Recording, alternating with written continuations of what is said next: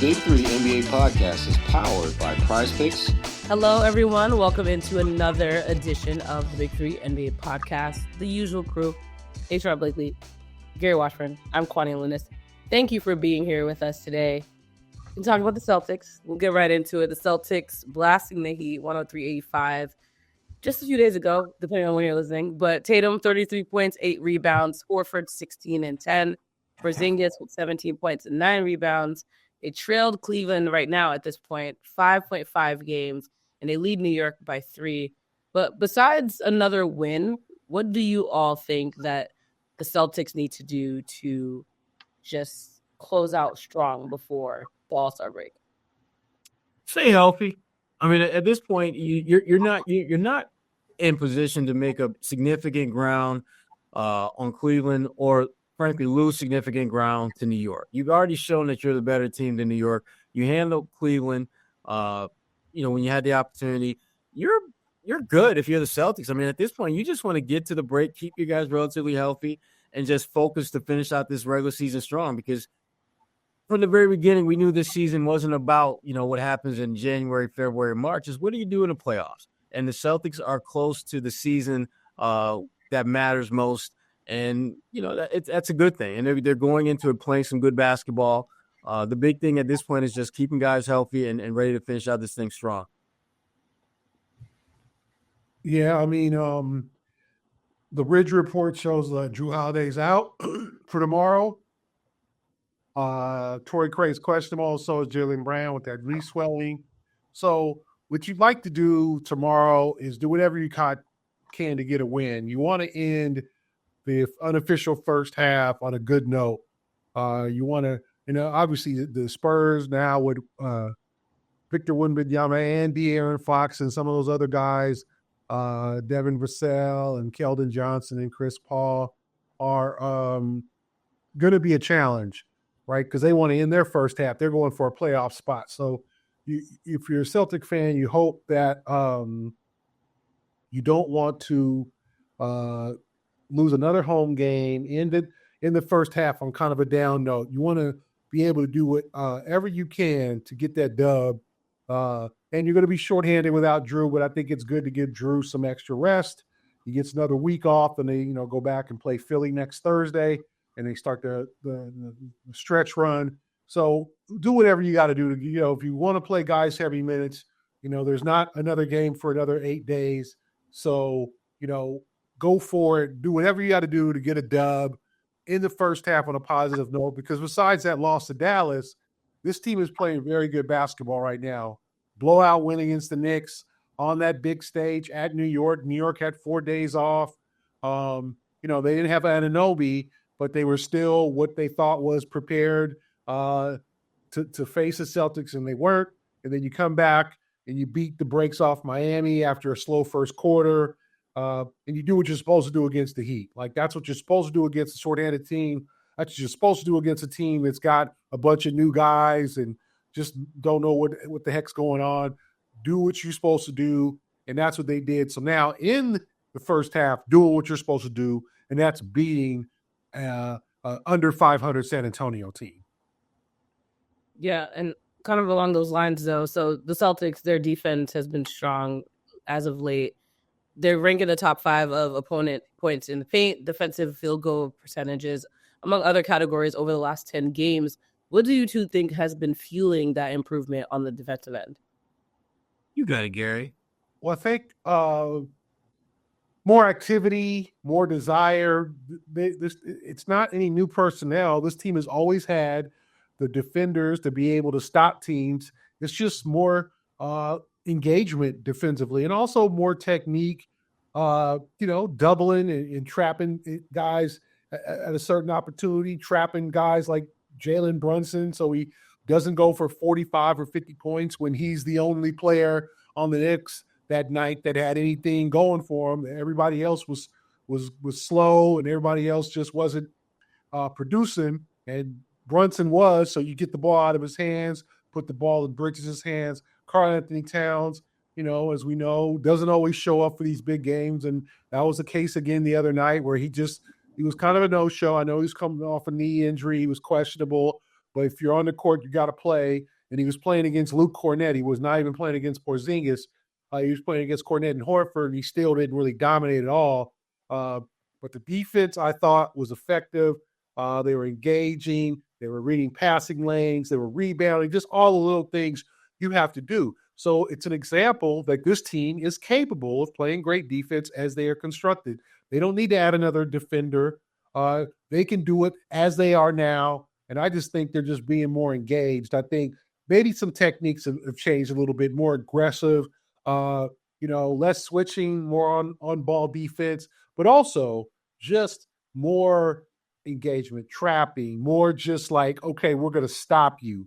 And that's the kind of aptitude and mentality that you have to have as we near the playoffs. No more letting guys go for 40 and 50. No more letting Dylan Brooks hit 10 threes. You got to look at that as an embarrassment, and you got to move on and move forward into this stretch run, playing that type of defense you did against the Heat, you did against the Knicks, and, even you did against the Cavaliers. Yeah, I think a lot of what we're seeing from them comes down to just a greater attention to detail.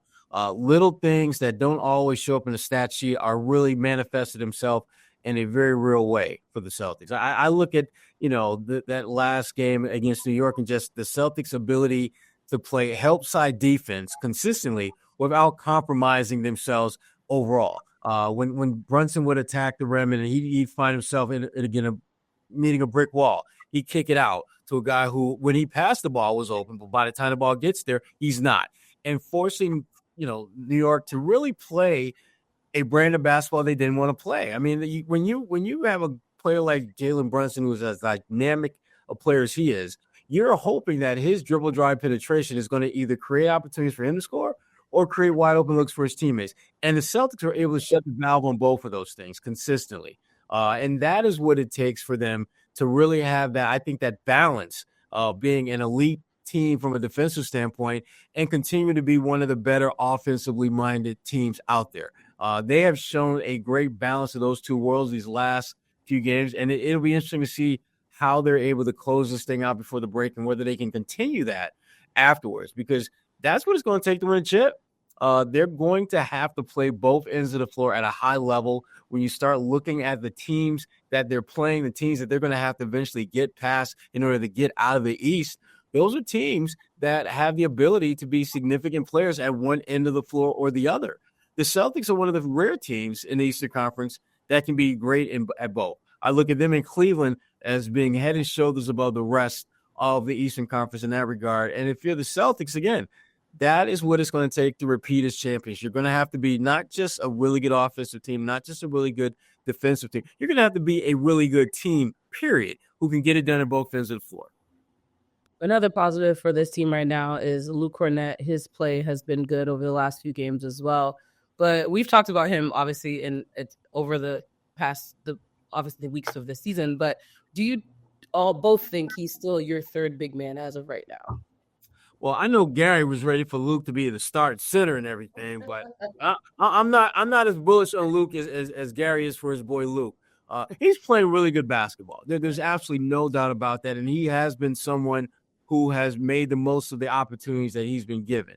But I have to put his success in the framework of you're coming in as the second or third center on this team most nights, and thus you're playing those backup/third center type minutes, and thus you're in that backup/third center type role. And because of that, you're not dealing with the opposing team's best center right off the bat. And even when he does start, guys aren't going at him like they used to. And teams, frankly, the Celtics, the way they're playing defensively, they're not allowing him to get exposed early in games the way I think they did earlier this year, where they weren't as helpful defensively as they needed to be. So Luke is playing great basketball, but I think he really needs to, in order to continue to maximize his value, I think he needs to continue to be in the role that he's in now. When you've got Al and Porzingis around, he's your third center. If you got one of those two guys around, he's your backup. Because, again, he is showing a lot of good things, but there is this term, and Gary, I mean, I know you went to Cal, so this might go over your head, but it's called diminishing returns. The more you play Luke, that does not mean you're going to continue to get good play. So there is a diminishing returns dynamic to Luke Kornet that I think the Celtics understand and realize. And because of that, they know that there's a certain plateau that he's going to hit in terms of getting really good Luke minutes. But the minute you try to get greedy, that's when you run into problems. That's when all of a sudden, the clock strikes midnight and Luke Cinderella is back to being just some ragamuffin and not the star of the ball. So the Celtics, I think, understand that. They understand that he has a value to them, but they know there's a cap to it, and they're maximizing that right now. Gary, are you going to take that slander? Kwani, I was going to come after your head, Kwani, but I said, you know what? Her birthday is this week, so I'm going to be nice. Yo, thank you. Back. Sorry, Gary. Anyway, I thought Luke was great against the Knicks. He was an enforcer in the paint. He blocked shots. He got rebounds. He was exactly what they need. When did you ever think you'd say that about Luke Kornet? Never. But he put it on them. I mean, he put it on the Knicks. They didn't need Porzingis that night. And that's what they need out of Luke, a mean streak. Luke's one of those guys. He's the nicest guy off the floor. He's very thoughtful. Obviously, a Vanderbilt education, which is obviously better than Syracuse. A Vanderbilt education. So he's a very intelligent, smart probably one of the more smarter guys you're going to meet covering this league. Real thinker, great talker, very friendly, things like that. But he's got to turn into I don't know what that was. So great, but you wouldn't recognize that because you went to the house. Keep going. Thanks, Sherrod. None of us are thirsty. Anyway, we don't want that water. Anyway, he has to have more of a mean streak on the court. And teams are going to go at him. Teams are going to challenge his aggression. And he needs to be like, no, this is my paint. He's got to be a meaner guy on the floor. I wrote that, and I don't know if you get this reference, especially Kwani. He needs to be less Mr. Rogers and more Nicky Santoro. And Nicky Santoro was the Joe Pesci character in Casino, one of my all-time favorite movies. Young people, if you haven't seen Casino, you got to see Casino. I haven't seen Casino. A must watch. But for the record, I did watch Mr. Rogers growing up. So okay, so it's like, some people think Goodfellas is better. I'm one of those rare people that think Casino is better than Goodfellas. Okay. Although that's blasphemy to some people. I'm a big Casino guy. One of my top five all-time favorite movies. Really? Okay. So check out Casino. But the Joe Pesci character was just an enforcer in that movie. He was the tough guy, and that's what they need out of Luke Kornet. Being a tough guy in the paint, blocking shots, rebounding. You know what? You don't have to dunk everything, but just get aggressive. And if you don't get the dunk, get to the free throw line, hit those free throws, like little things like that. And if you see that out of Luke Kornet, it's a huge development for the Celtics because, as we're seeing, I think, and he's had the last couple of games have been good. Al Horford is starting to show signs of age. And I'm not talking about throwing out to the pasture. I'm not saying anything like that. Throw him out to the pasture. No. Send him to the farm. I didn't say he's taking with Shady Green, such a matter, anything like that. But I'm saying that it wouldn't help if Kornet compensated for some of those minutes that Horford, because you want to start playing Horford maybe a tad bit fewer minutes. You don't want him to wear out because we all know, like, he's 38. 38-year-olds in the NBA don't have nobody out here is LeBron. It just isn't. It ain't happening like that, right? So, what you want out of Kornet is to be able to be comfortable putting him on the floor and having him take some of those maybe Horford minutes, and also our friend Neemias Queta, him taking some of those minutes too. And then if you can get those two to be effective, and then Horford comes in, plays his effective way, maybe a little bit lesser minutes, 18 minutes as opposed to 24, something like that, and then he hits a couple of threes too, then you have a real three-headed monster backing up with Kristaps Porzingis, and then you really have your team ready for the playoffs. You have four legitimate bigs who can contribute. So I just think the development of Kornet is one of the bigger things that is going to happen with this team because you want a shot blocker. You don't want to put all the pressure on Porzingis. There's going to be games when Porzingis misses. There's going to be games it's not as effective. There's going to be games it gets into foul trouble. You want Kornet to come off the bench and be able to soak up those minutes and play well, as he did in New York and as he did on some cases in Miami. But that New York game was just it was his greatest hits package. It was his Thriller. It was his Purple Rain. It was his what's Jay-Z's best album, Black Album, whatever. Whatever artist, their best album, that was Kornet's material on Saturday against the Knicks. Wow. We ain't gonna ask you about Doechii because you wouldn't get that one. You're a Doechii. You listen to Doechii? I do. That's another story. Before we go any further, wanted to give a quick shout out to our good friends at Prize Picks, which is the best place to get real money sports action with over 10 million members and billions of dollars in awarded winnings. Prize Picks has made daily fantasy sports accessible to all. You just pick more or less on at least 2 players for a shot to win up to $1,000 times your cash. Run your game all season long on Prize Picks. And, we got All-Star Weekend coming up. It's almost here. And Prize Picks is the best place to win cash while watching your favorite players during the game. And the Saturday night events like the 3-point shooting contest and all that fun stuff. You can now win up to 1,000 times your money on Prize Picks, which, again, is the best place to get real money sports action.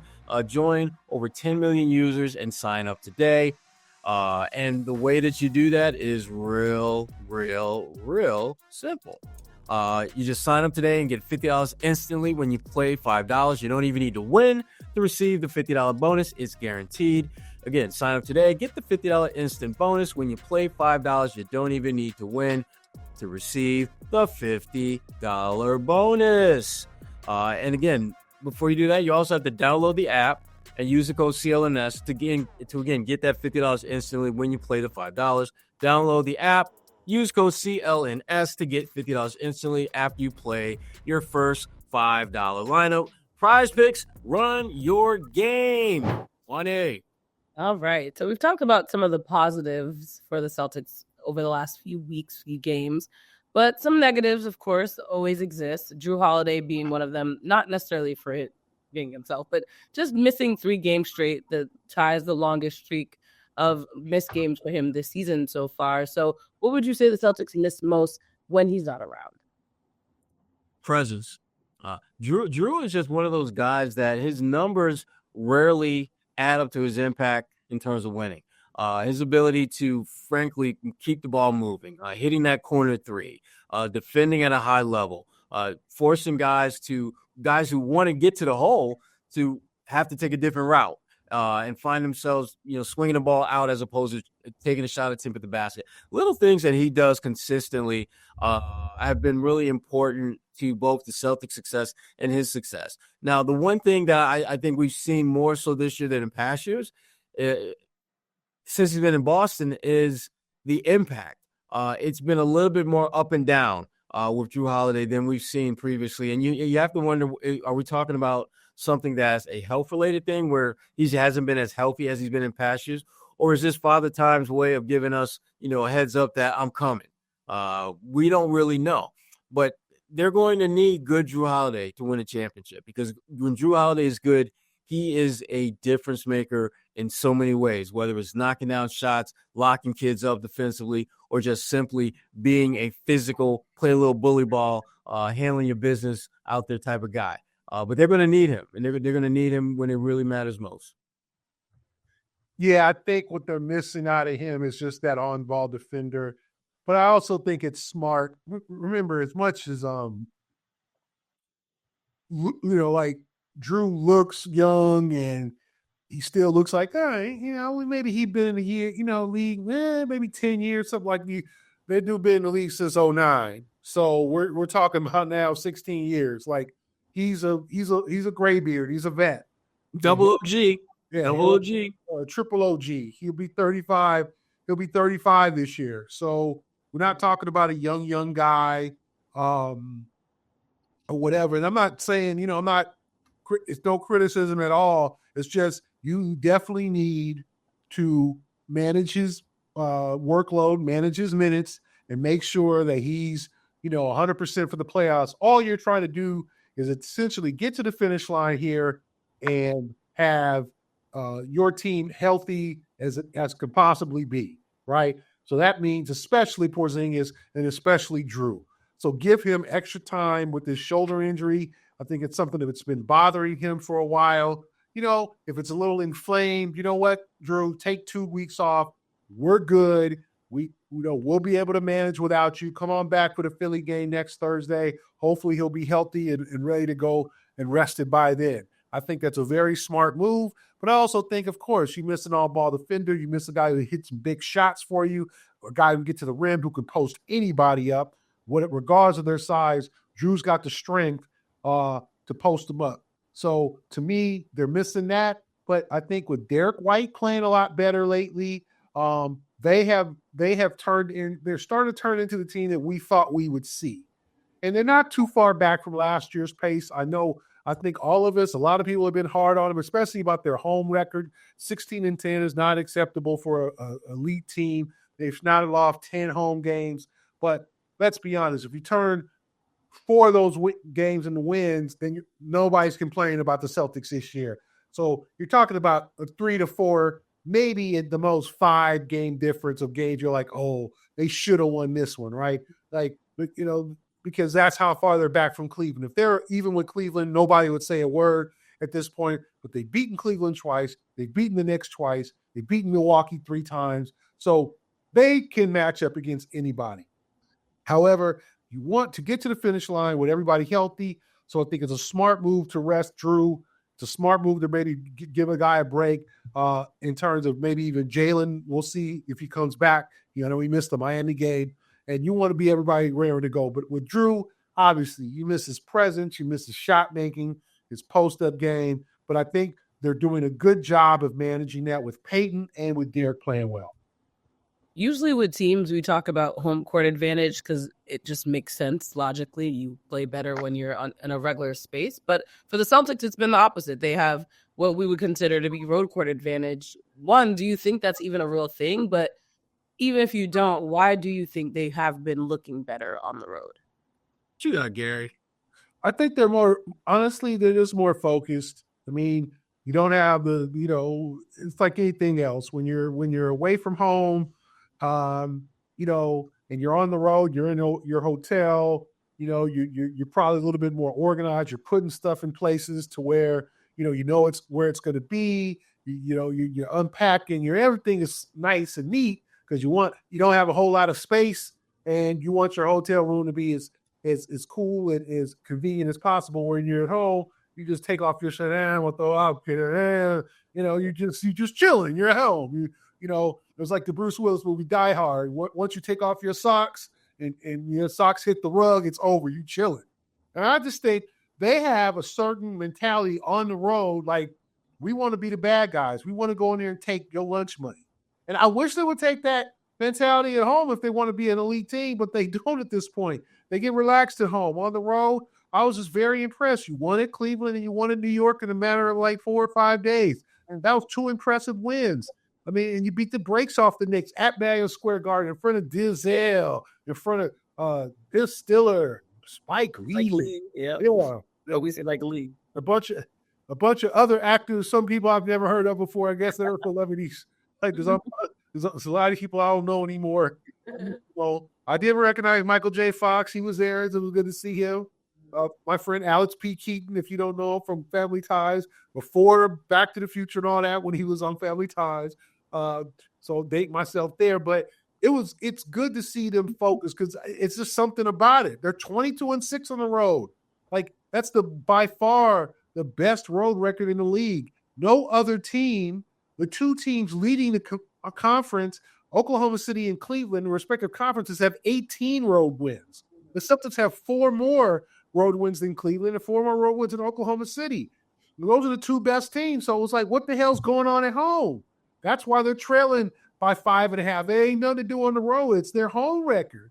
That's going to probably cost them potentially the number 1 seed unless they can make a run at the Cavaliers in the next couple of weeks. So we'll see. I don't know, Kwani, why they're road, but I just see they locked in, they focus. There's none of that riffraff, and it's a good thing because you want to be able to win on the road, especially in the playoffs. This team has shown been a good road team. This team has struggled at home over the last several years. I've never understood. Boston's a pretty daunting place for teams to play, but it's daunting for the Celtics too, and I can't explain why.